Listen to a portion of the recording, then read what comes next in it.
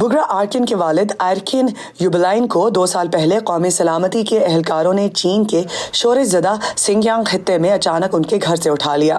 اکتوبر 2018 میں ان کی حراست سے پہلے آرکن کی پبلشنگ فرم نے، جو اس خطے کی سب سے بڑی پبلشنگ فرم ہے، ہزاروں کتب کا ترجمہ ویغر زبان میں کیا تھا۔ اس کے بعد سے آرکن کو اپنے والد کی کوئی خبر نہیں۔ First of all, he's a businessman, he's a publisher, he's an intellectual. وہ ایک بزنس مین ہیں، وہ پبلشر ہیں، وہ دانشور ہیں، ان کے بہت سے دوست ہیں جیسے ادیب، شاعر، ایڈیٹرز وغیرہ، ان سب کو اٹھا لیا گیا اور زبردستی غائب کر دیا گیا۔ میرے خیال سے وہ حکومت کا اس لیے نشانہ بنے ہیں کیونکہ انہوں نے بہت ساری کتابیں شائع کی۔ وہ واحد نہیں ہیں۔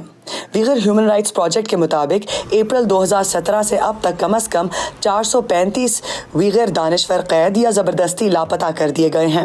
ویغر ادبی نقاد اور ادیب یالقون روزی اکتوبر 2016 میں نظر بند ہونے والے دانشوروں کی پہلی کھیپ میں شامل تھے۔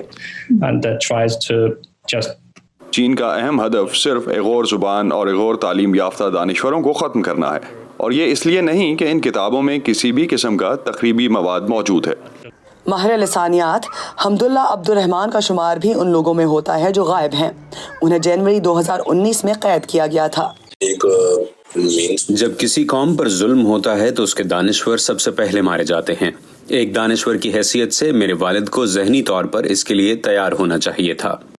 بیرون ملک کی انسانی حقوق کی تنظیمیں ویغر ماہر لسانیات، اسکالرز اور پبلشرز کی پکڑ دھکڑ کو چینی کمیونسٹ پارٹی کی جانب سے ویغر نسل کی شناخت اور ثقافت کو مٹانے اور اس کو غالب مینڈرن بولنے والی ہان آبادی میں شامل کرنے کی ایک مہم کے طور پر دیکھ رہی ہیں۔